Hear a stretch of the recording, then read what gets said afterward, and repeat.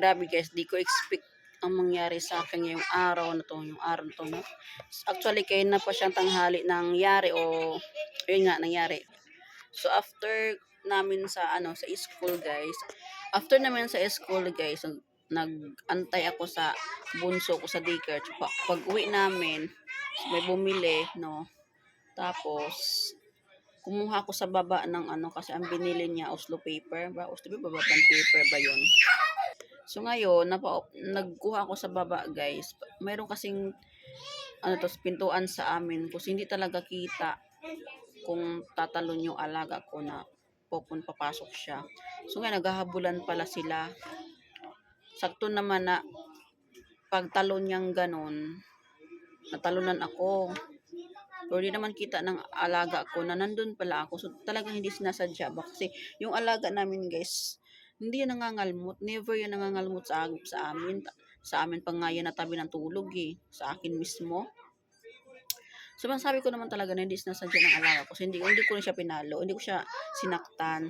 Kasi hindi naman talaga niya sinasadya. Nagkataon lang talaga guys na hindi niya ako nakikita. Tapos hinabol siya kasi naghahabulan nga sila ng pusa ata yung sa kanya.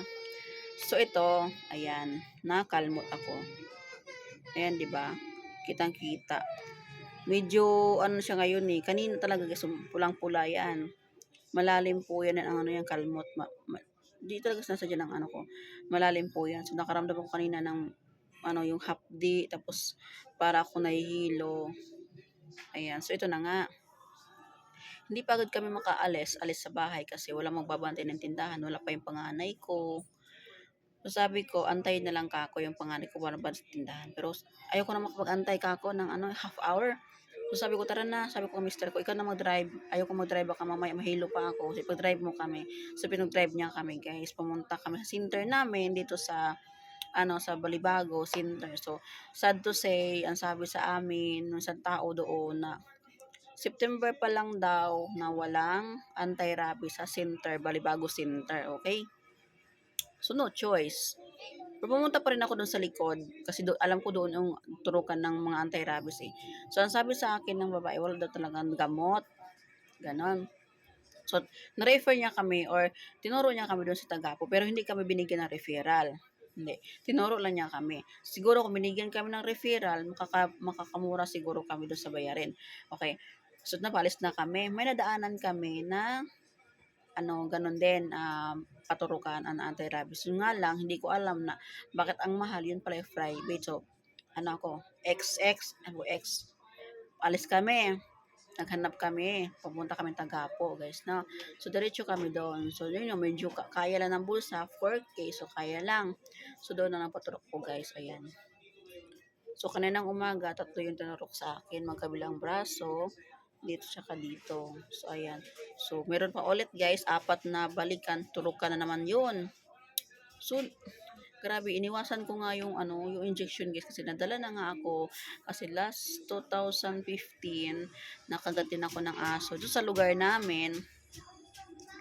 Ayun na, turukan na naman ako ng anti-rabies guys. So grabe talaga yung nangyari sa sa katawan ko, talagang punong-puno to na injection. Tapos yung nanganak ako, so, dami ng mga turukan. Parang parang takot na ako sa mga karayom. Iniwasan ko nga yung karayom guys kasi nga takot na nga ako. Pero wala tayong magagawa kasi nga po, nakagat na kalmot. Sabi niya kalmot lang naman yan. Wala lang yan, malay sa bituka. Pero syempre guys, huwag tayong magpakampante kahit kalmot lang yan. Kahit alaga mo yan, kailangan mo pa rin gastusan ng anti-rabies. No? Baka mamaya siyempre yung alaga ko, guys, alam ko naman sarili ko, yung alaga ko, less din sa bahay, lumalayas din, saka walang turok. Aminado ako doon. Kaya, ako sarili ko na magpa-inject talaga, magpa-antay rabies talaga. So, ayan guys. Medyo ngala yung braso ko ngayon. Naturukan nga po siya. Ayan. So, ang daming guys, ang daming bawal. So, daming bawal guys. Bawal sa akin yung egg, bawal ang manok, bawal ang chocolate, bawal ang mani, bawal ang alak. Okay, so siyempre, kailangan natin sundin yun ng mga bawal na yun para gumaling po tayo sa ating anti-rabies. Ayan guys. Kailangan natin sumunod. Turok. Nakalmot ako ni Monchi. So, ayun guys, no. Mm. So, yun lang man. Siyempre, napagastos ako ngayong araw na to. Grabe, hindi ko naman expect, guys. Pero ito magagawa pag ano talaga, pag emergency talaga, wala ka na magagawa. Ano din naman, timing din ng time na kanina at may dala din akong pera din. Kaya paano guys, may dala akong pera kasi nga, yung pera yun, meron talaga pagdalaanan bukas. Meron talaga pagdalaanan bukas, guys. So, di ko alam kung saan ako kukuha bukas ng bayad kasi may bayarin ako bukas, guys. Diyos ko, bala na. Si God na ang mag-provide nito.